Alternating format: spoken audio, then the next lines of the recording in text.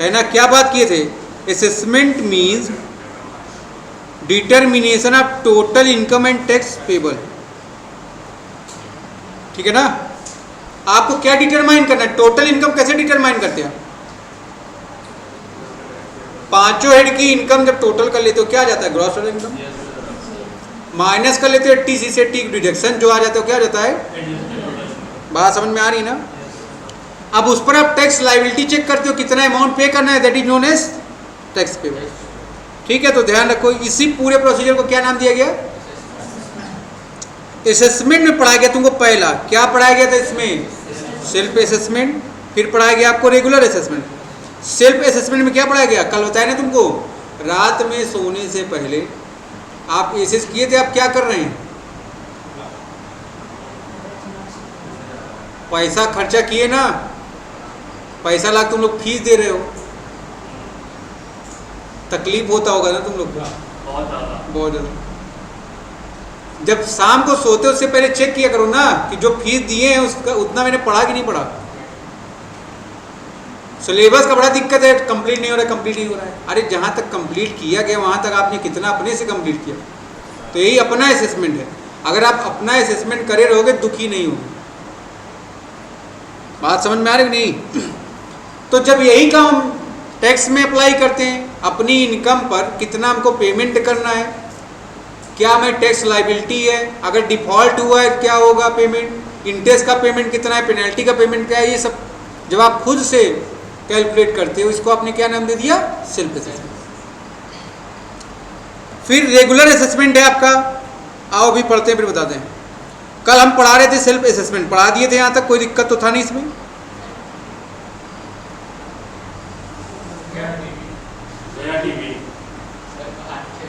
बात समझ में आ रहा है कि नहीं? सेल्फ असेसमेंट पढ़ाया गया था आपको, तो देखोगे आप सेल्फ असेसमेंट को डिफाइन किया गया अंडर सेक्शन 140A में। ठीक है ना? देखोगे, if on the basis of return the assessee find that some amount is payable as tax after adjusting, कल हमने क्या किया था, 4-5 बार बताया था, अगर रिटर्न के बेस पर एसएससी ये फाइंड आउट कर लेता है कितना अमाउंट उसको पे करना है टैक्स के रूप में आफ्टर ये 5, आफ्टर ये 5 में क्या क्या थे, तो पहला था आपका टीडीएस। टीडीएस का मतलब बताया गया था ना आपको, tax deduction at source. TCS का मतलब बताया गया था आपको, टैक्स कलेक्शन एट सोर्स। फिर एडवांस टैक्स का प्रोविजन, टैक्स रिलीफ आपको बताया गया 89। फिर डबल टैक्सेशन पढ़ाया गया आपको 90, 90 और 91 में। फिर बोला गया tax add under section 115 JAA में और JD में। बात समझ में आ रही कि नहीं? फिर ध्यान रखोगे, ही सेल डिपॉजिट इट, एसएससी को ये कैसे डिपॉजिट करना है, ये रोहित अपने असेसमेंट कर रहा था, इतना टैक्स, इसका 3 लाख रुपए टैक्स आ गया मान लो, क्या किया, एक बोरे में 10-10 रुपए का सिक्का लेके चला गया, देख चलाएगा, क्या कहेगा, ए इनकम टैक्स डिपार्टमेंट सुन, बहुत छोटा अमाउंट है तेरा, ले चेक रख ले। तो ध्यान रखो, ये सारा काम कैसे कर रहा है वो, चला है ना। चेक को दोगे, पैसा ऐसा दोगे तो पता नहीं तुम्हारा टैक्स जमा होगा कि नहीं, वैसे बना रहेगा, लोग बैठा पैसा खा जाएंगे तुम्हारा। तो क्या करना है, इसके लिए चालान सबमिट करना है आपको for self assessment before filing of the return. Return को फाइल करने के पहले क्या करेंगे आप, चालान के थ्रू ये सारा काम करेंगे। बात समझ में आ रही है आपको, कोई दिक्कत? The return shall B file along with the proof, है ना। जितना भी पेमेंट करेंगे आप कैसे करेंगे, प्रूफ के साथ। तो लिखा ने बोला सर मैंने आज फीस जमा कर दिया, हमने बोला अच्छा कैसे जमा किया बेटा, उसका रसीद मिला होगा ना, तभी तो वो क्या है। उस तरह आप ITR अगर फाइल किए होंगे तो क्या होगा, अगर आप जमा करे हो पर्टिकुलर सोर्स से आपकी कितनी इनकम है, ये बात कौन डिफाइन करेगा, आपका प्रूफ। ITR तो पूरा बता रहे हैं ना। अब देखोगे अगर उसके साथ कोई इंटरेस्ट का अमाउंट होगा तो वो भी क्या होगा, बताना पड़ेगा ना आपको, उसका भी क्या लगेगा, चार्ज लगेगा, प्रूफ लगेगा। ए बेटा तुम्हारा मूछ ठीक है, पढ़ाई ध्यान दो।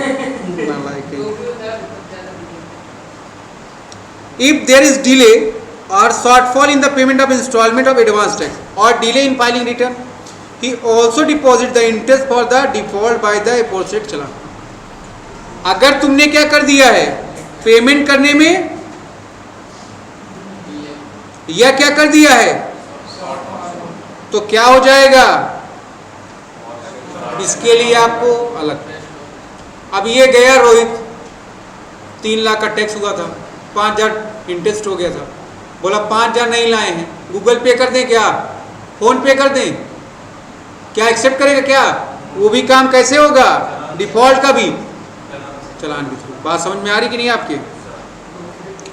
सच assessment is known as self assessment, ठीक है, बिकॉज इसको आप सेल्फ असेसमेंट क्यों बोलते हो, क्योंकि in this case the assessee compute his total income tax payable on it, क्योंकि एसएससी क्या कर रहा है, अपनी इनकम खुद कैलकुलेट कर रहा है, खुद एसेस कर रहा है, अपनी टैक्स लायबिलिटी खुद कंप्यूट कर रहा है। कभी कभी अगर आप लोन लेने जाते हो, देखो बोलता है ना कंप्यूटेशन हमको लेके आओ, पीछे बना के करते हो फिर, बट आजकल इसके सबके सॉफ्टवेयर आ गए हैं, वो आप क्या करते हो, जैसे उसमें अमाउंट डाल दोगे वो ऑटोमेटिक क्या कर देगा, बाय डिफॉल्ट कंप्यूट करके दे देगा, ठीक है। फिर देखोगे if any assessee fail to pay the whole or part of such tax or interest or both, he shall be deemed to be an SSC in default. अगर एसएससी ने क्या किया, पेमेंट करने में डिफॉल्ट कर दिया, तो क्या बन गया, या टैक्स का पेमेंट, चाहे वो इंटरेस्ट का पेमेंट, कोई भी पेमेंट हो इस एक्ट के अंतर्गत, तो क्या हो गया, वो assessee in default in respect of tax और इंटरेस्ट और बोथ रिमेनिंग अनपेड। किसके लिए वो डिफॉल्ट है, जितना उसने पेमेंट नहीं किया है। देखोगे and all the provision of this act shall apply accordingly, इसी के अकॉर्डिंग जो प्रोविजन होंगे वो सब अप्लाई किए जाते रहेंगे, ठीक है। यहाँ तक कोई दिक्कत हो बताएं भाई आप। सेल्फ असेसमेंट की बात किस सेक्शन में बताई गई है, 140A में। कैसे होता है ये जरा चेक कर लो सब लोग।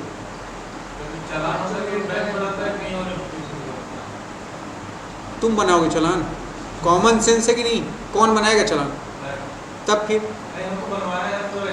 जब तुम बनवाए और ऐसी बात पूछ रहे हो तो बताओ भाई, कहीं और बनता है नहीं, वो पूछता है। तुम भी उधर चलान बनाए थे ना, जब अपना एडमिशन करवाए रहे होगे तो बनवाए होगे ना, तो कहाँ से बनता है वो, अपने घर से थोड़ी बनेगा। देखो अब अभी ये चलान से करे थे, अब ऑनलाइन पेमेंट कर दी, चलान दूसरे चीज का आईडी का पेमेंट किया था ना, हमको पता नहीं जैसे ना। चलो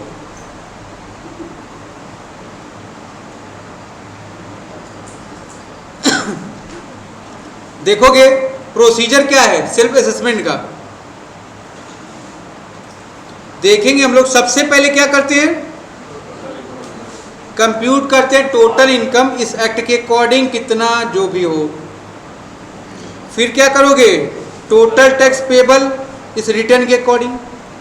सरचार्ज, चलो खड़े जाओ दीपांशु, सरचार्ज बताओ कब अप्लीकेबल है, कितने कितने अमाउंट पर अप्लीकेबल है।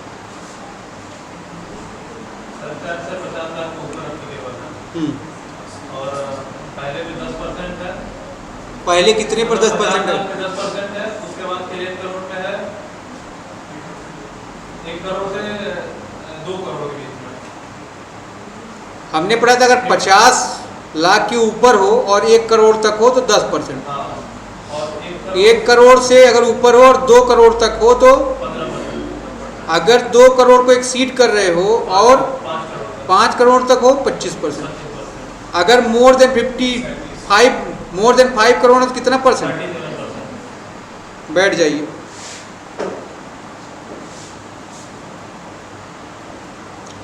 उसके बाद क्या करते हो, सेल्स पे करते हो 4%, ये सब ऐड कर देते हो, जो अमाउंट आ गया वो क्या है, ये पे करना है।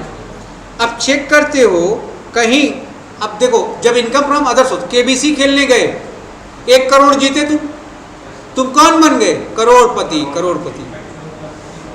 है ना।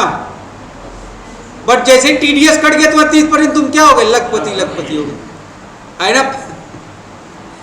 अब ध्यान रखो, ये अपना उदय, इसने 1 करोड़ जीत लिया और तुरंत क्या हो गया, 30% टैक्स चार्ज हो गया, बचा इसके पास कितना?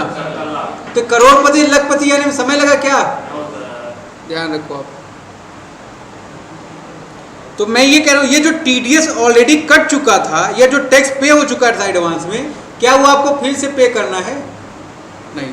तो सबसे पहले आप इसमें लेस कर दोगे जो अमाउंट टैक्स का ऑलरेडी पेड है या एडवांस टैक्स, फिर टीडीएस और टीसीएस माइनस कर दोगे इसमें से, फिर ध्यान रखोगे रिलीफ अगर है अंडर सेक्शन 89, फिर रिलीफ है अगर अंडर सेक्शन 90, 91 और 90A में, ठीक है, जो किससे रिलेटेड है, ठीक है, कोई दिक्कत की बात यहाँ तक।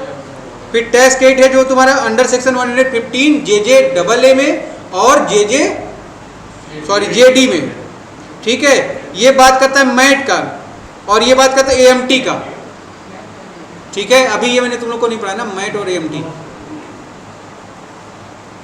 एनी टैक्स और इंटरेस्ट पेबल अंडर सेक्शन 191(2), और भी कोई टैक्स का पेमेंट अगर इस सेक्शन के अकॉर्डिंग हो रहा है तो ये बातें ध्यान रखोगे।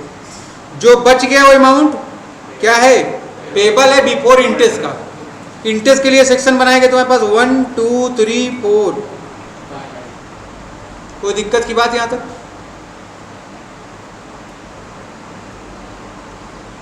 आगे बढ़े तो जो अमाउंट बच गया वो है तुमको सेल्फ असेसमेंट के अकॉर्डिंग जो पे करना है, ठीक है, 414A सेक्शन है आपका। अब एक चीज देखो, इफेक्ट क्या है पेमेंट का, जरा पढ़ेंगे आप लोग खुद से इसको।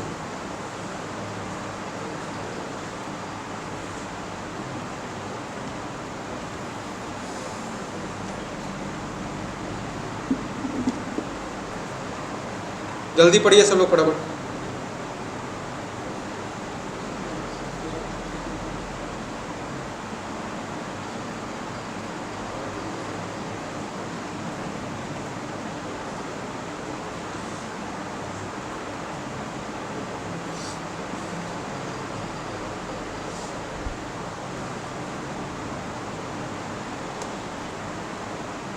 देखो क्या बोला, अगर तुमने इस सेक्शन में टैक्स पेड कर दिया, deem to have been paid toward assessment under section 143, 144, 153 when such assessment is made, तो आपको क्या मान लिया जाएगा? आपने अपना टैक्स का पेमेंट कर दिया, अब दोबारा आपको पेमेंट नहीं करना है, जैसे और सेक्शन में हो जाता, ठीक है ना। तुम खाना खा लिए हो, बैठ गए हो, अब फिर से खाना आएगा तो क्या फिर खाना खाने लगो क्या? तो क्या माना जाएगा? अगर आप पहले खाना खा गए हो, 1 घंटे बाद और सब घर वाले खाना खाने बैठे हैं, तो मान लीजिएगा आप खाना खा के बैठे हो, आपको दोबारा खाना। बट कुछ लोग होते हैं दीपांशु टाइप के, पहुंच जाते हैं थाली वाली लेके। आगे देखो, अगर शॉर्टफॉल है पेमेंट करने में तो क्या करोगे? पहले अमाउंट को एडजस्ट करोगे, ठीक है। कौन सा अमाउंट एडजस्ट करोगे? जो फीस पेबल है, ध्यान दो यहां पर,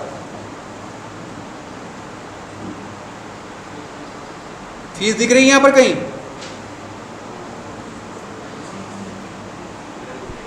नहीं है?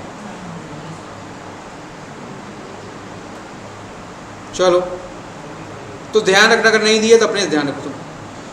सबसे पहले क्या होगा? Fees payable and balance shall be adjusted toward interest payable.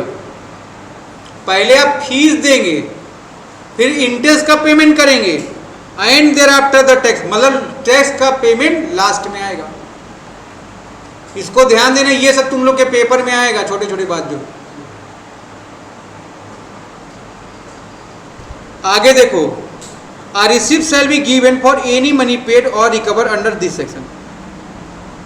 अगर तुमने इस सेक्शन में कोई भी अमाउंट पे किया है तो क्या होगा? उसके लिए रिसिप्ट आपको पे की जाएगी, क्योंकि वो क्या होगा? एक प्रूफ होगा आपका कि आपने पेमेंट किया हुआ है। वो किस सेक्शन के अकॉर्डिंग होगा? ध्यान रखेंगे। अब देखो, कुछ लोग पूरा या पेमेंट नहीं किए हैं, क्या होगा उस केस में? तो इंटरेस्ट लग जाएगा। यहां से गौरव और उदय, अनुभव, तुम लोग पेपर में सवाल रहेंगे। जो फोन नीचे सर झुका झुका कर रहे हो तुम लोग, दिख रहा है हमको सब, ठीक है? यहां तक कोई दिक्कत बताएं?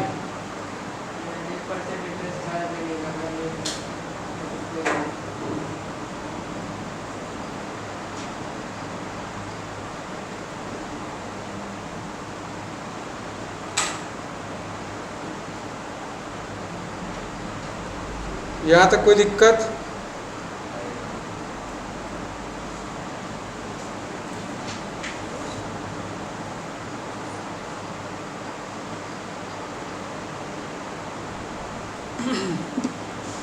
अगर हम लोग बात करें इंटरेस्ट की अंडर सेक्शन 220 में, पढ़ लिया तुम लोगों ने?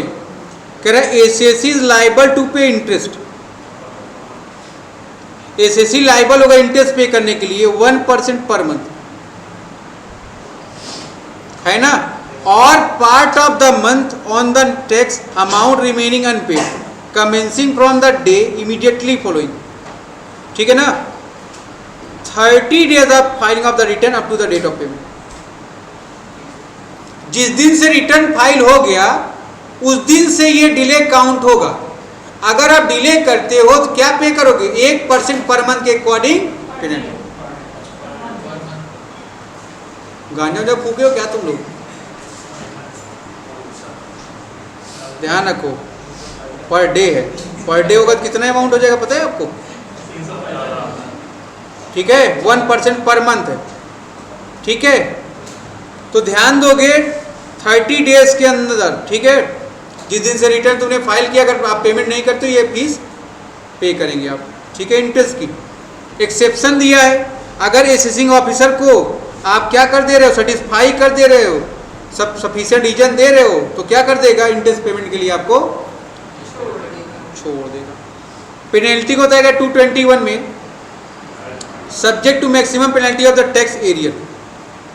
अब मान लो एक आदमी ने 20,000 रुपये टैक्स नहीं दिया तो मैक्सिमम पेनल्टी क्या? 21,000 ले लोगे उससे, which ever in lower. Ankita ने टैक्स नहीं दिया 20,000 रुपये, अंकिता के चलो 2 लाख रुपए दो, क्या अंकिता अपना किडनी बेच के देगी? क्या बेचेगी? तो इसीलिए क्या करें, जितनी आपकी टैक्स की लायबिलिटी उससे ज्यादा पेमेंट आप आगे देखोगे। एसएससी इन डिफॉल्ट कौन होता है भाई? जो कोई टैक्स या कोई इंटरेस्ट या फीस अकॉर्डेंस इस सेक्शन के ना पे किया हो, वो कौन है? Assessee in default. बात समझ में आ रही कि नहीं? ठीक है, कोई दिक्कत? बढ़े आगे। कैसे कंप्यूटेशन होगा ये जरा ध्यान देना, अपना कर लेना।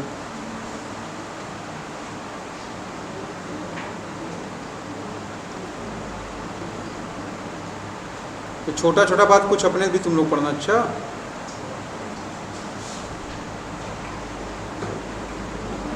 इंक्वायरी बिफोर असेसमेंट, कौन कौन सी इंक्वायरियां होती हैं?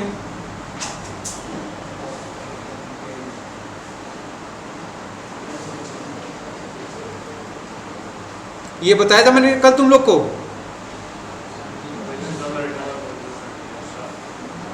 Provisional assessment. चलो गौरव खड़े होता क्या होता है? पढ़ लो एक बार, सब लोग पढ़ लो।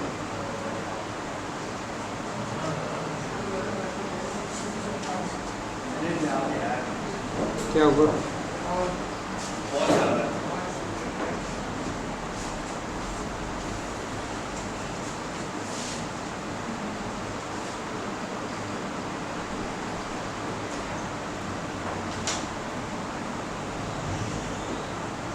हो जाए बता देना। देखोगे इस तरह का जो असेसमेंट होता है, neither the assessee is called by the department. Assessee कभी भी डिपार्टमेंट से नहीं करता है, nor is he required to produce his books of accounts और अदर डॉक्यूमेंट। ना तो किसी डॉक्यूमेंट के बेस पर होता है। प्रोविजनल असेसमेंट में क्या होता है, कोई डिपार्टमेंट का भी आदमी नहीं होता है, ना तो कोई बुक्स ऑफ अकाउंट होते हैं, खुद के बेस पर सेल्फ असेसमेंट हो गया। तो फिर प्रोविजनल को क्या बोलते हैं, कैसे करते हैं, ये बात आइए जानते हैं। रिटर्न फाइल होता है किस सेक्शन में? 139 में। और in response to a notice 142(1) such return shall be processed in the following manner. अगर तुमने अपना रिटर्न फाइल नहीं किया है तो अगर नोटिस आ गई इस सेक्शन के अकॉर्डिंग, तब आपको ये रिटर्न फाइल करना पड़ता है। नोटिस आ गई, भैया क्या कर रहे, सो रहे थे क्या? अच्छा, नहीं जमा कर पाए, चलो देखो भाई। तो देखिए भाई, ए पॉइंट है इसमें।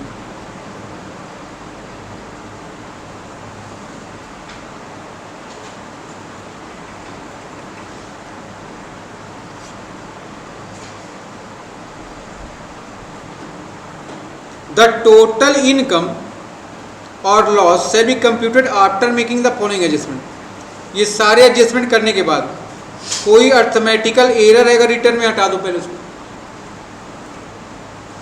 फिर इनकरेक्ट क्लेम है, क्या करोगे, ऐसे क्लेम को भी या उसका कोई पार्ट हो उसका भी इंफॉर्मेशन पे करोगे। फिर disallowance of brought forward losses, जो ब्रॉड फॉरवर्ड लॉस हैं, डिसअलाउंस हैं, उनको क्या करिए आप, तो कौन कौन से होंगे, जो रिटर्न फाइल करने के बाद के होंगे उनको भी आपको हटा देना। Disallowance of expenditure indicate in the audit report but not taken into the account in computing total income in the return. ऐसे खर्चे जो इनका मेंशन ऑडिट रिपोर्ट में है ही नहीं और उनको कंप्यूट कर लिया रिटर्न में, उसको भी क्या करने, हटाने के बाद सेक्शन 10 और 80 सेक्शन की जितनी भी डिडक्शन है उनको सबको हटाने के बाद कोई एडिशनल इनकम है उसके लिए आपको फॉर्म 26AS और 16A16 भरना पड़ेगा। ये तो जानते हो कि गौरव तुम लोग।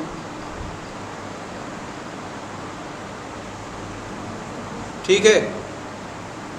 However, no such adjustment shall be made unless an intimation is given to the SSE such adjustment in writing और इन इलेक्ट्रॉनिक मोड। अगर वो ऐसा नहीं करेगा तो आप क्या करेंगे, उसको एक नोटिस दे देंगे या तो लिख कर देंगे इलेक्ट्रॉनिक फॉर्म को, मतलब नेट के माध्यम से व्हाट्सएप पे मैसेज कर दो, चल जाएगा क्या, काहे नहीं चलेगा, इलेक्ट्रॉनिक माध्यम नहीं हो।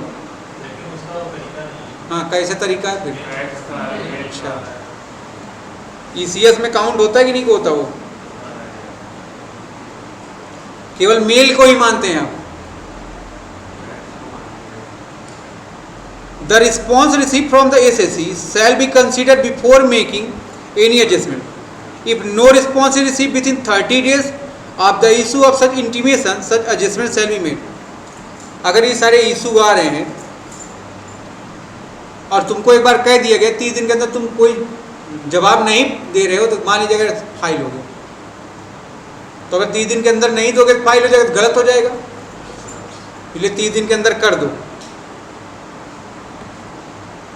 और अगर दे दिए हो तुम्हारे जैसे सारा जो इंफॉर्मेशन मांगा दे दिए और 30 दिन के अंदर कोई आंसर नहीं मान दे रहा है तुमको, तब भी ये माना जाएगा कि तुम्हारा क्या हो गया है, एडजस्टमेंट हो गया उन इंफॉर्मेशन का। ठीक है,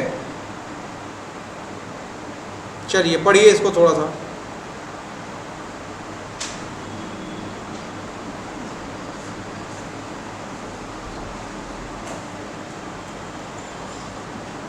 CPC का मतलब क्या होता है,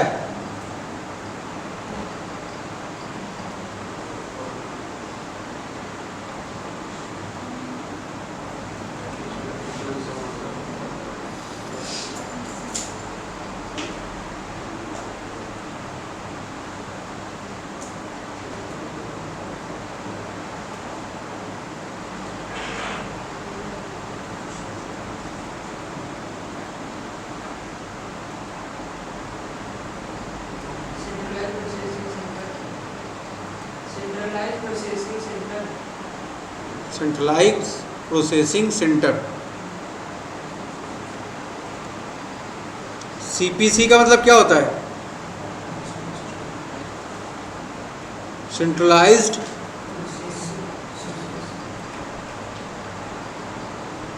सिस्टम सेंटर।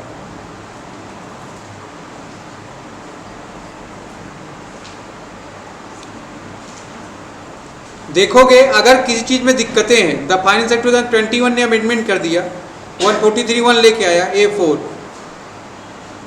बोला है अगर इनकम में कोई इंक्रीमेंट है, डिक्रीमेंट है और ऑडिट रिपोर्ट में बात मेंशन नहीं है, ठीक है, तो क्या करोगे, इस सिस्टम के माध्यम से आप उसको अपडेट करेंगे। लिखा है ना, therefore the CPC while processing the return of income under section 143(1). ठीक है, can make an adjustment for any disallowance of expenditure as well as increase in income indicate due to mismatch in the information available in the tax audit report and income tax return. तो कहीं पर भी अगर चीजें mismatch करेंगी तो हम लोग कहां पर आ जाएंगे, इसमें आ जाएंगे. ठीक है,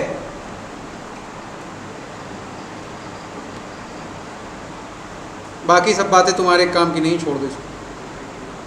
ठीक है, तुम लोग एक बार देख लेना. जैसे देखो इसमें बोला है अगर कोई डिडक्शन एडमिसेबल है 10AA में, ठीक है, अंडर चैप्टर 6 से heading C, deduction in respect of certain income shall be allowed if the return of income is furnish on or before the due date specified under section 139. है ना, वो चीज़ें तभी देखी जाएंगी जब आपने ड्यू डेट पर क्या कर दिया है, असेसमेंट कर दिया या ड्यू डेट पर अपना रिटर्न फाइल कर दिया. The CPC while processing the return income can disallowed the deduction if the return of income is not filed within specified due date. है ना, अगर ड्यू डेट तक तुमने अपना return file नहीं किया तो ये सब डिडक्शन वो अलाउ नहीं करेगा. और भी जो चीज़ें हैं जो अभी तुमको पिछले में बताया गया वो सारी बातें इसमें भी रहेंगी, क्योंकि असेसमेंट का प्रोसीजर क्या होता है, सेम ही होता है.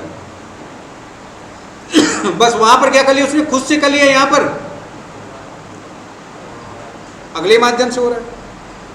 ठीक, तो ध्यान देना है तुमको इन चीजों में. उसके बाद आप आ जाएंगे रेगुलर असेसमेंट में. रेगुलर असेसमेंट क्या होता है,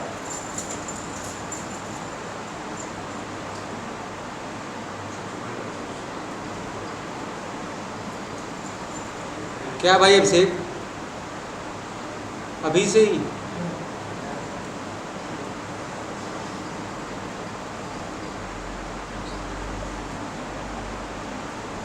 देखो. रेगुलर असेसमेंट का मतलब क्या है, assessment made on the basis of evidence. ठीक है, अंडर सेक्शन 143 और best judgment assessment under section 144. ध्यान रखना, assessment on the basis of evidence और सिक्योरिटी या स्क्रूटनी असेसमेंट 143(3) में इसको बताया गया है.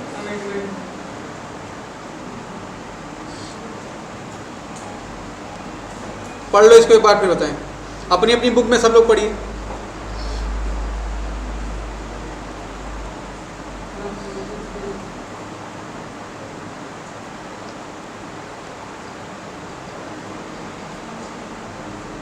The Finance Act 21 has amended the provision of section 143 to reduce the time limit for serving a notice on the SSE under section 143(2).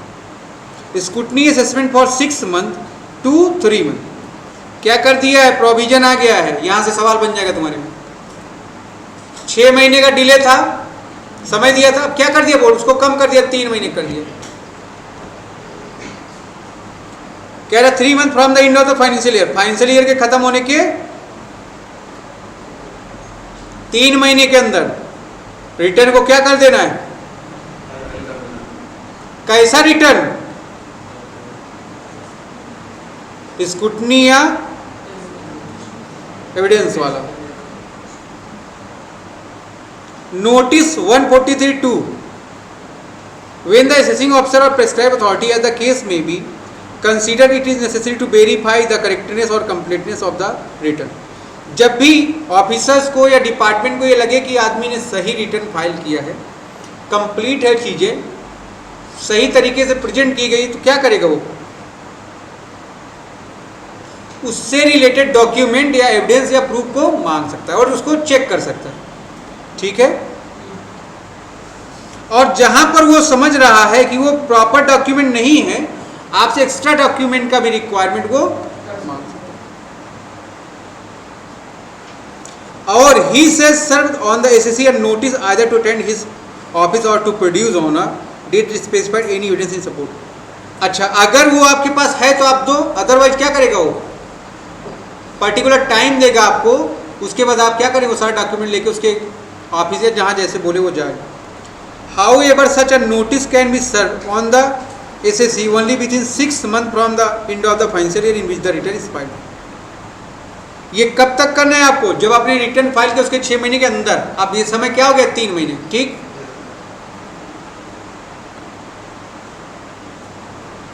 अब क्या क्या है वो ये सारी बातें बताया, किसके किसके लिए क्या क्या चीज़ें, ये सब तुम लोग खुद से पढ़ना, ठीक है।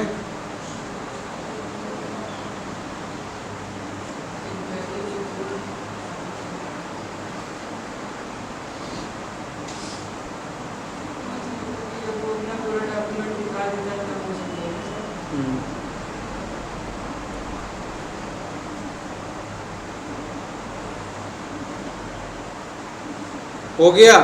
जैसे ये सब स्पेसिफाइड इंस्टीट्यूट है, इनको फाइल करना, रिटर्न क्या क्या लगाना है, सारी बातें लिखी हुई, ठीक है। इसमें कौन आ रहा है उसका अलग बात है, इसमें कौन आ रहा है सबका अलग अलग, ठीक है। तो देख लेना इसके ऊपर। इंक्वायरी बिफोर असेसमेंट बताओ।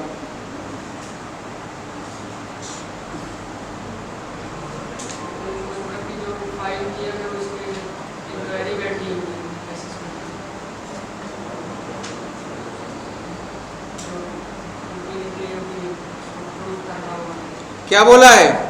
For the purpose of making an assessment the assessing officer may serve on any person who has made a return or in whose case the time allowed under section 139(1) for furnishing the return has expired a notice requiring him or a date to specified then.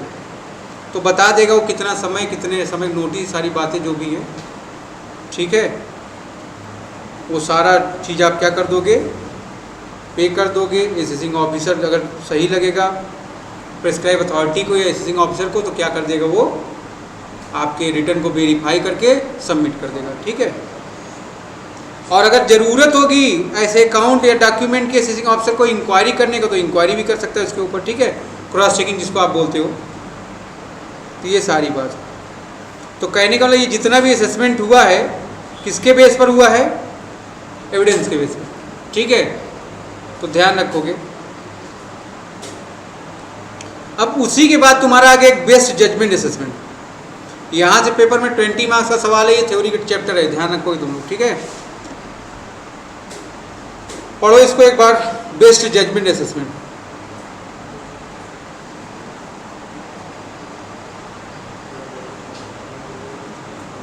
देखोगे in best judgment assessment the assessing officer should really base the assessment on his best judgment. He must not act and dishonesty or victimlessly और जो भी बातें, ठीक है ना। तो देखोगे बेस्ट जजमेंट में क्या होता है, कभी कभी क्या होता है घर में जब छोटा बच्चा बड़ा बच्चा रहता है, घर वाले कहते हैं ना बड़े वाले को, एक ही था छोटा वाला ले लिया, तुम थोड़ा संतोष कर लो, तुम तो बड़े हो। अरे आधा आधा करके दे देते, एक आदमी खा खा मर जाए, एक आदमी बिना खाए मर जाए, ये कहाँ का न्याय है? बात समझ में आ रही कि नहीं? तो जब ध्यान रखो, जब डिपार्टमेंट क्या कर ले इस बात को बेस्ट अपने डिसीजन के अकॉर्डिंग ना, जिससे एसएससी का भी नुकसान ना हो और डिपार्टमेंट का रेवेन्यू का भी लॉस ना हो, दोनों को काउंट करते हुए अपने बेस्ट जजमेंट, बेस्ट उसके बेस पर जजमेंट करता है, तो उसको हमने क्या नाम दे दिया? Best judgment assessment. देखोगे he must take a fair estimate of the proper figure of assessment and for this purpose he must be able to take into consideration local knowledge and report in regarding the SSC circumstances and his own knowledge of the previous return। अब देखो बार बार पिछले return में तुमने अपने 5-5 लाख रुपए का return भरा, अब दुनिया धरती चांद तक पहुंच रही है, एक उदय अपने 5 लाख के रिटर्न को 2.5 लाख कर दिए, डिपार्टमेंट को शक नहीं होगा? अबे कहेंगे से अबे ये बताओ दुनिया में आदमी ज़्यादा कमाने की कोशिश करते, तुम कम कमा रहे हो, कैसे मुमकिन हो रहा है ना? तो ध्यान रखोगे इस बात को। He think will assist him in arrive at a fair and proper estimate. तो ये क्या बोलेगा डिपार्टमेंट? कहेगा तुम मत करो, ये सारा काम हम लोग कैसे करेंगे? अपने उसके बेस पर करेंगे, ठीक है। Although there must necessarily be guess work in the matter but it must be honest guess work, ठीक है। तो क्या करेगा वो? गेस करेगा और चेक करेगा बातों को, जिसके बेस पर क्या करेगा वो? ITR को फाइल कराएगा। If an appeal is filed against such an assessment the assessing officer shall have to disclose the basis of judgment before the appellate authority. The aforesaid assessment is also called an ex parte assessment. ठीक है, अगर assessing officer या department को ऐसा लग रहा है उसमें कोई त्रुटि है या अपील हुई है, तो क्या करेगा वो? अपीलेट अथॉरिटी के पहले ही उसको कायदे से चेक करेगा और उसको सही रिजल्ट के अकॉर्डिंग फाइल करने की कोशिश करेगा. ठीक है, कब कब कंपलसरी है? अच्छा, तो देखो कि best judgment assessment can be compulsory और डिस्कम्पलसरी. बताओ भैया, ये जरूरी है कि जरूरी नहीं है? अब ये कैसे कह सकते हो आप तो ये कह नहीं सकते हो. Provision of best judgment assessment are also applicable to the updated return of income. ठीक है ना, ये 39(8)(a) पर भी कंपलसरी है. ठीक है, कभी कभी देखें भैया कैसे पढ़ें ये 2 पॉइंट. कब होगा बेस्ट जजमेंट असेसमेंट? 3 केस है. पहला केस क्या है देखोगे,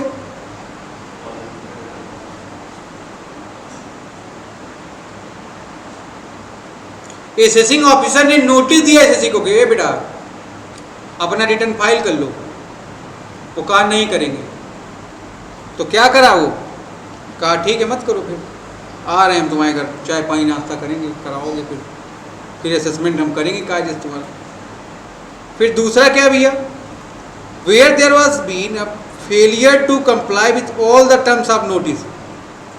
नोटिस में जो जो डॉक्यूमेंट या जो जो बातें उसने मेंशन की थी वो सब में फेल हो गया.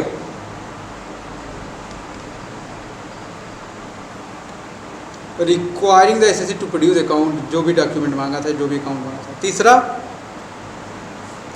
Where the return has been made but the assessing officer consider it to be incorrect or incomplete and serve a notice. जब ऑफिसर को लग गया कि तुमने तो भरा है बट अधूरा,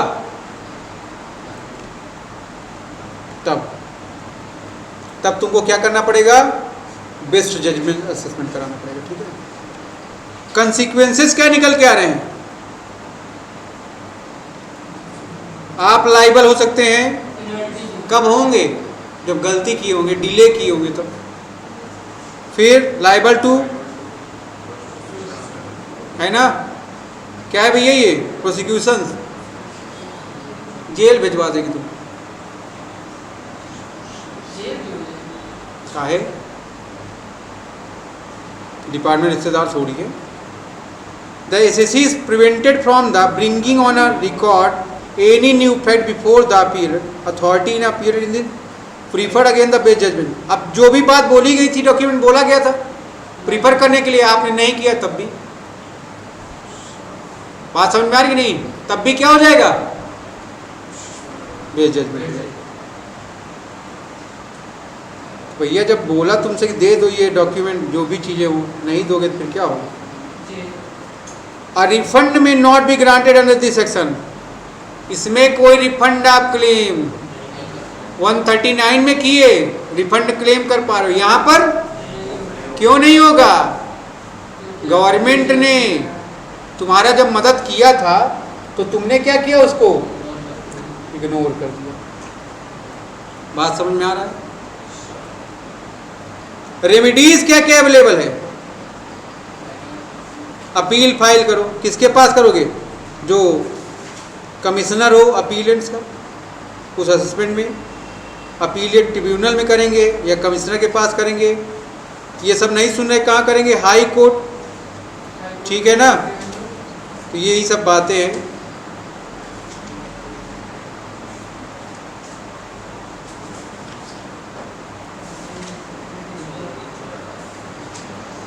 अब इसके आगे एक बात हम लोग कल करेंगे. कल तुम लोग पढ़ के आना रीअसेसमेंट. ठीक है ना, ये बात कल की जाएगी.